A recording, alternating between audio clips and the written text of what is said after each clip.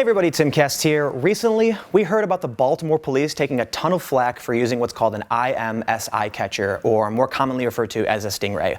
A Stingray is basically a fake cell phone tower that is used to track, intercept, and monitor cell phone communications. Cell phones like to connect to the strongest signal possible.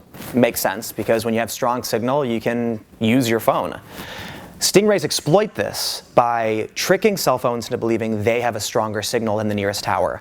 And that means all information coming to and from your phone has to go through the Stingray first, making whoever is using it able to see everything you're doing. We learned about the use of these Stingrays when defense attorneys in Baltimore found that police would not disclose whether or not they were using Stingray technology. Detectives on the trial said they had signed non-disclosure agreements with the FBI saying they would not talk about these devices. So while it is scary to think that this type of spying is here, that they can track what you're doing on your phone, there is some light at the end of the tunnel because the courts have thrown out many of these cases because the searches were without warrant. And we also have the ACLU raising concerns over violation to the Fourth Amendment. At the same time, they're requesting information into what's called a dirt box. Dirt boxes are very similar technology that are mounted in planes and flown over populated areas to track cell phone signals, monitor, intercept, just like the Stingray. It's also important to note that the Stingray is kind of like a brand name. It's not the end-all be-all of cell site simulators. There are other types, and a dirt box is just one of those. So while there is solace in knowing that the courts will throw out warrantless searches when they use this technology, it's still going to come down to us to be vigilant and protect ourselves as best we can. And I have a few tips for you.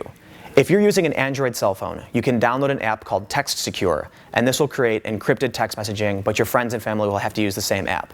You can also download an app called Red Phone, and this will encrypt your phone calls.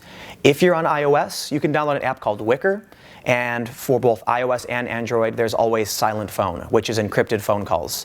These are just some of the apps that can help protect you, and there's no guarantee they're going to be absolutely protecting you. But one step is better than no steps, and as the future gets more and more interesting with this types of spying and surveillance, it's going to come down to us to make sure we're vigilant and protect our privacy.